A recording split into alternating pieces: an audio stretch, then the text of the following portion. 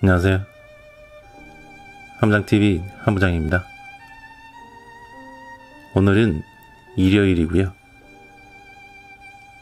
오늘 날씨가 초여름 날씨처럼 많이 덥더라고요. 저는 오늘 회사 당직 근무가 있어서 당직 근무를 쓰고 왔고요. 오고 가는 길 위의 모습을 보니까 차들이 굉장히 많더라고요. 역시나 여행이나 아니면 어디 가까운 관광지를 들리시는 분들이 많으신 것 같더라고요. 오늘 많이 더우셨을 텐데 저녁 마무리는 편안하게 잘 하시기 바랍니다.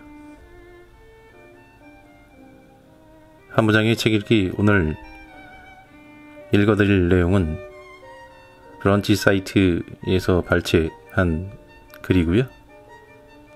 제목은 우리 헤어지던 날이라는 제목이고요.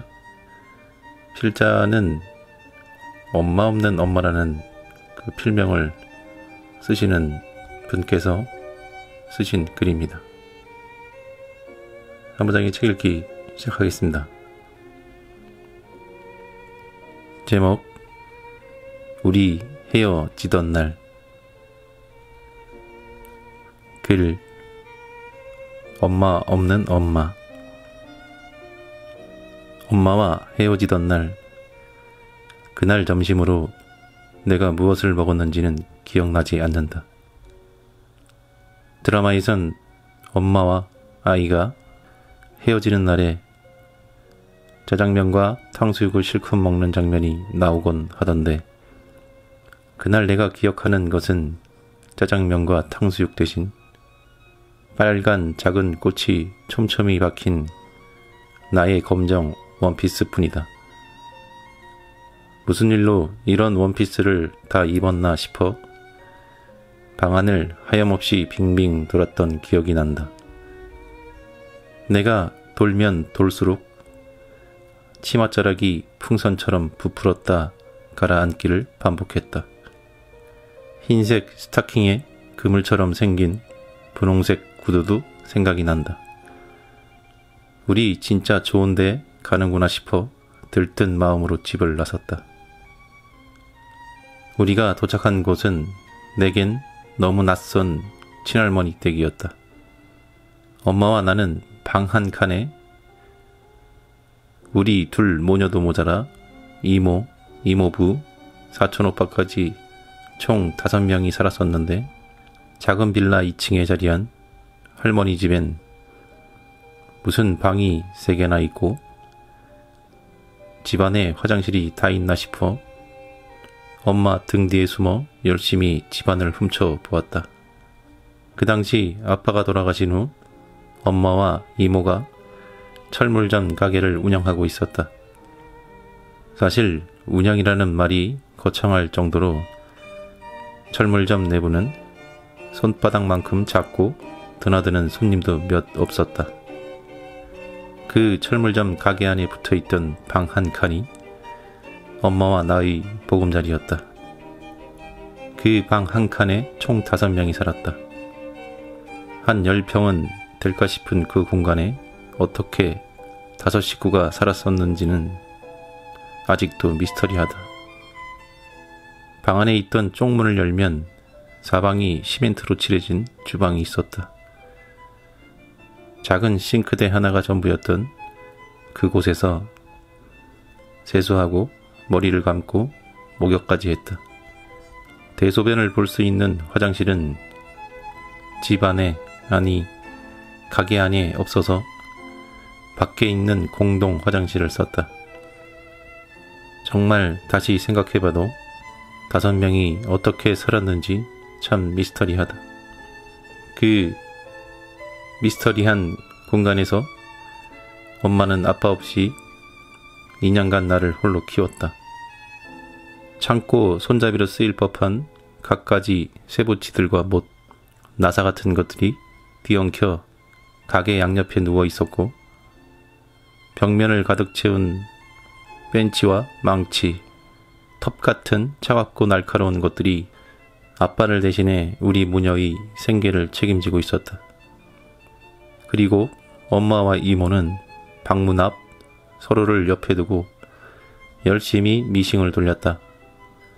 엄마를 부를 때면 언제나 목청을 높여 엄마! 엄마! 하고 소리를 지르곤 했다. 그러면 엄마는 그제야 나를 돌아봤다. 나를 바라보던 엄마의 얼굴은 또렷하게 기억나진 않지만 미싱을 돌리던 30도 안 된 우리 엄마의 등은 아직도 내 기억에 남아있다. 남겨진 삶의 무게와 나에 대한 책임감으로 눌린 굽은 엄마의 등. 드르륵 드르륵 엄마는 가난을 피해 열심히 미싱 페달을 밟았지만 나아가는 건 천쪼가리일 뿐. 가난은 우리를 훨씬 앞서 기다렸다. 엄마는 한참이나 할머니와 이야기를 나눴다. 어른들의 이야기가 길어질수록 나의 인내심은 한계에 다다르고 결국엔 집에 가자고 엄마를 채근했다. 엄마는 집에서 가져온 갈색 체크무늬 짐 가방을 그대로 내려놓고 자리에서 일어났다. 엄마가 놓고 가려는 건 가방만이 아니었다. 엄마는 현관에서 핑크색 구두를 신는 내게 엄마가 볼 일이 있어 10밤만 자고 올 테니 할머니 말씀 잘 듣고 있어라 하며 혼자 현관문을 나섰다. 순간 이곳에 홀로 있어야 한다는 생각에 닫혀가는 문을 잡고 엉엉 울기 시작했다. 할머니는 빨간 돼지 저금통을 흔들며 나의 시선을 끌기 위해 애쓰셨지만 내 눈에 보이는 것은 닫히는 문틈 사이로 보이는 엄마의 얼굴뿐이었다. 엄마가 날 두고 영영 떠날 수도 있다는 생각보다 집안에 화장실이 있고 방이 3개나 있는 이 낯선 환경에 홀로 있어야 한다는 사실이 두려웠다. 그 상황에 내가 기댈 수 있는 유일한 사람은 엄마밖에 없었다. 문을 사이에 두고 한참 실랑이를 하다 하는 수 없이 엄마는 나를 다시 집으로 데려갔다. 집으로 가는 길에 생전 잘 타지 않는 택시를 타서 그런지 멀미를 심하게 했다. 기사님이 좌회전, 우회전 깜빡이를 켤 때마다 딸깍딸깍 하는 깜빡이 소리가 꼭 자동차가 껌 씹는 소리처럼 들려왔다. 얼마나 갔을까? 의자에 반쯤 걸터앉은 채 창밖에서 엄마에게 시선을 돌렸을 때 엄마는 울고 있었다. 창밖에 고가도로가 보이고 자동차는 딸깍딸깍 쉴 새 없이 껌을 씹는 와중에 엄마는 어린아이처럼 손으로 얼굴을 가린 채 엉엉 소리내어 울고 있었다.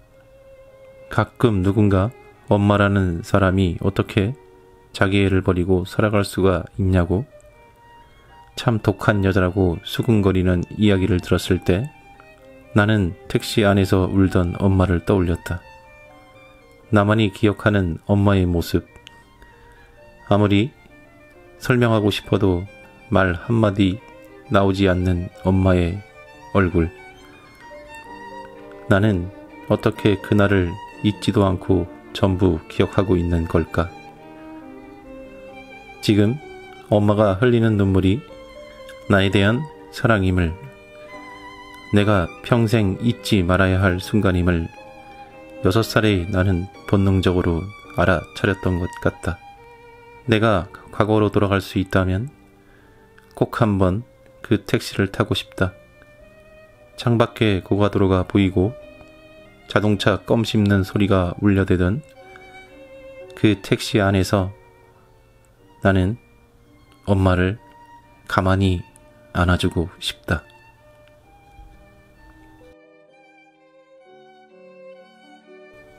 네, 여러분.